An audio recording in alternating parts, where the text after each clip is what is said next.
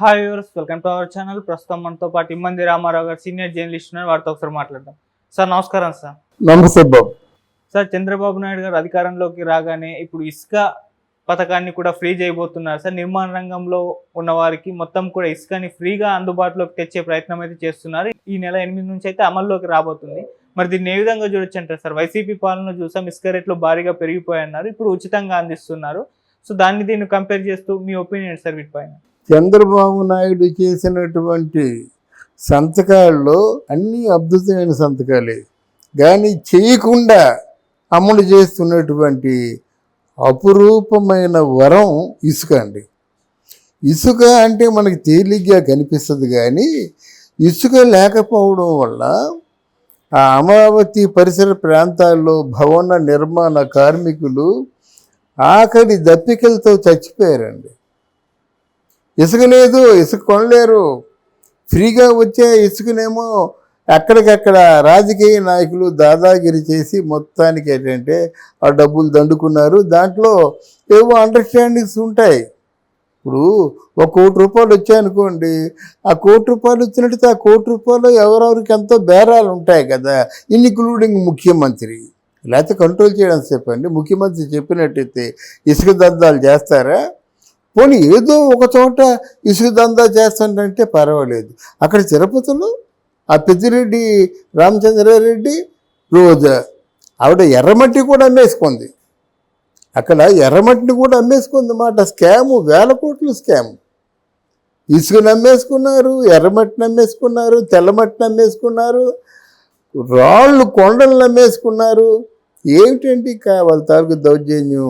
తర్వాత ఏమో ఇది లిక్కర్ విషయాల్లోనేమో అక్కడ డిస్ట్రిబ్యూట్ చేసుకున్నారు అన్నదమ్ముల చేత.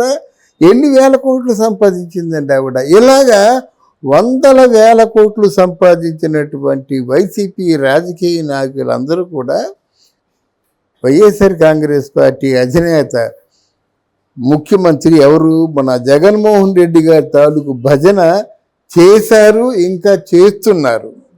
భజన చేయడానికి కారణం ఇదే.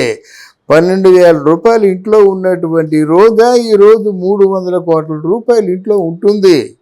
10 కార్లు ఉంటున్నాయి. హైదరాబాద్లో 12 విల్లాలు ఉన్నాయి. మణికొండలో ఒక ఇల్లు, మద్రాసులో ఒక ఇల్లు, నగిరిలో ఒక ఇల్లు, మణికొండ అంటే హైదరాబాదు, చెన్నైలో ఒక ఇల్లు. ఇన్ని ఎందుకు ఈ ప్రాపర్టీ ఎంత దోచుకున్నారండి వీళ్ళు?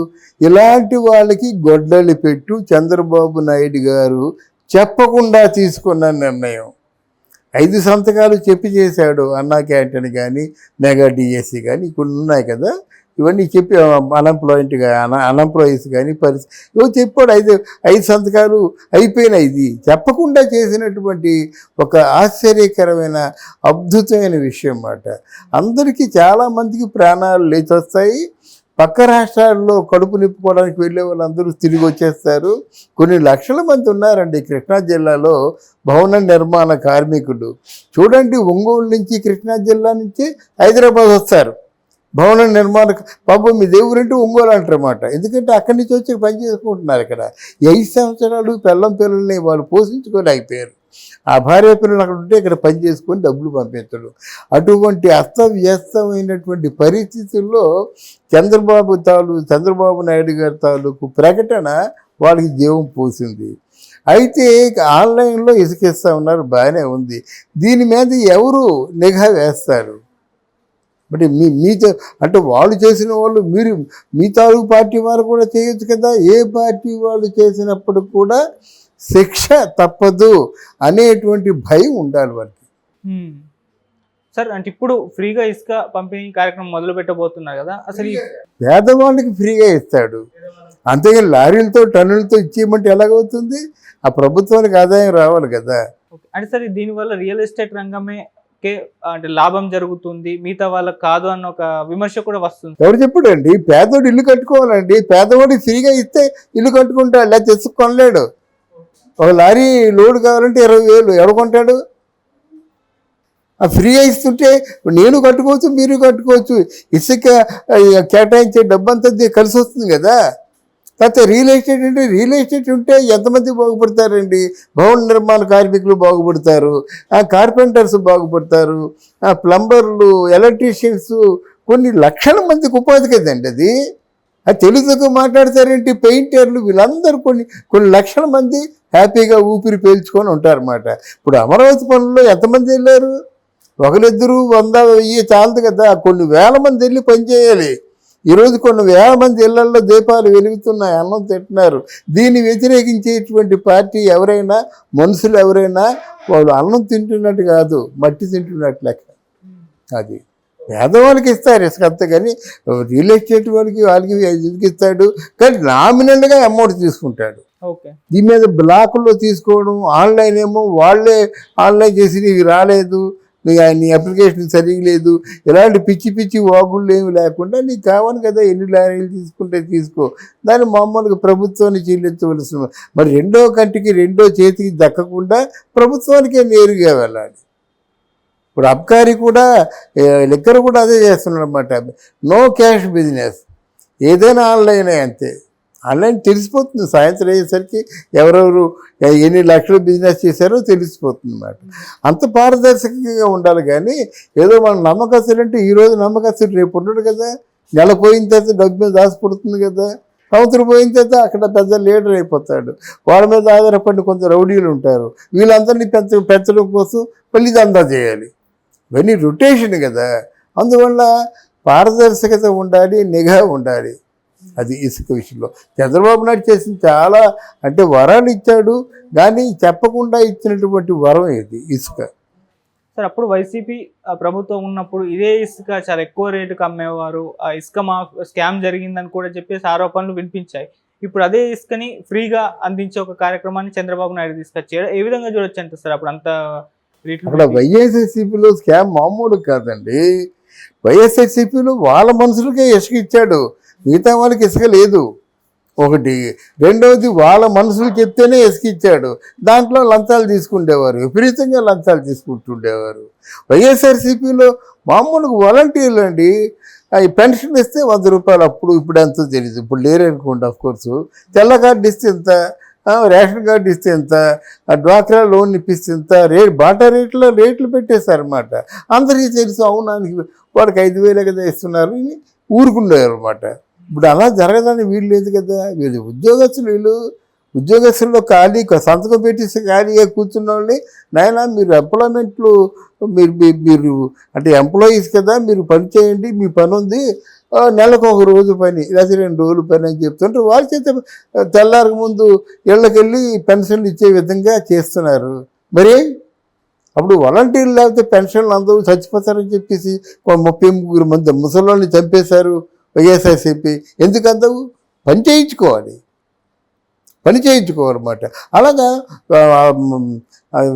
ఇదేంటి, మన సచివాలయంలో పనిచేస్తున్న ఉద్యోగులందరినీ కూడా వీళ్ళు సేవ చేయండి మీరు అని ఒకరోజు చేయలేరా వాళ్ళ సేవ? అందువలన వైఎస్ఆర్సీపీ వాళ్ళు ఏమన్నప్పుడు కూడా దీన్ని మరి ఖండించదగ్గ అవసరం కాదు. ఎవరైనా ప్రశంసించవలసింది. ఇసుక ఫ్రీగా ఇస్తామంటే ముందు భవన నిర్మాణ కార్మికులు వాళ్ళ జీవితాలు బాగుపడతాయి.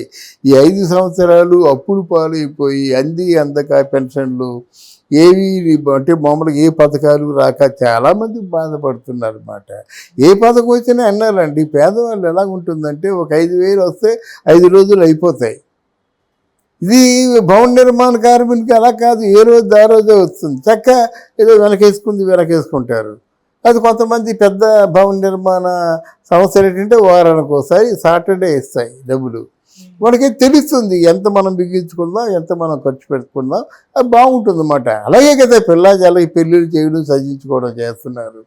అలా ఉండాలి. కానీ అన్నింటిలోనూ దోపిడీ, దుమ్మి, తర్వాత రౌడీజం, ఇది ఎంత ఉడికిపోయింది కదండి ఆంధ్రదేశం. మరి బయట వాళ్ళు విమర్శిస్తారంటే ఆ విమర్శలు తీసి పక్క పెట్టండి. వాళ్ళు ఎవరికైనా ఉద్యోగాలు కల్పించారా? వాలంటీర్లు తప్ప 2 లక్షల మంది నుండి ఉద్యోగాలు కల్పించారా? కల్పించిన ఉద్యోగులతో వాళ్ళు ఉసురు పోసుకున్నారు 5,000 రూపాయలు ఇచ్చే.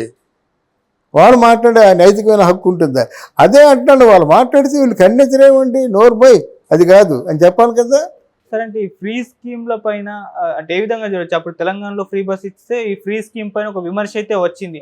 ఇప్పుడు ఏపీలో కూడా ఫ్రీ బస్సు తొందరలో ఏర్పాటు చేస్తామని చెప్పడం చూస్తున్నాం. మళ్ళీ ఇప్పుడు ఫ్రీ ఇసుక అంటే ఫ్రీ అనే దాన్ని పైన ఒక భిన్నాభిప్రాయాలు అయితే వ్యక్తం అవుతున్నాయి సార్. కొందరు సమర్థిస్తున్నారు, కొందరు ఎందుకు అని అంటున్నారు. మీరేం చెప్తారు సార్ దీని గురించి? నేను ఫ్రీ అని చెప్పే ముందు కొన్ని ఆలోచించాలండి. ఎవరికి ఫ్రీ? ఎవరికి ఫ్రీ? అసలు ఫ్రీ బస్సుకి ముందు టోకెన్స్ ఏదో మామూలు దాన్ని ఏమంటారు ఐడి కార్డులు రిలీజ్ చేస్తారు కదా, అప్పుడే స్క్రూటినీ చేసేయాలండి.